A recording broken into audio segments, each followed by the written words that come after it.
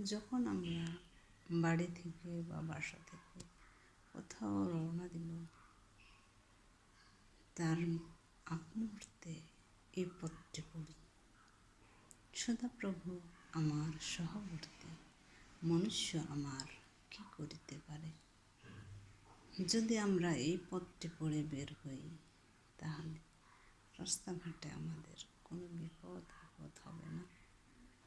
ঈশ্বর আমাদের সহবর্তী থাকবেন এবং তিনি কোনো প্রকার বিপদ হতে দিবেন না।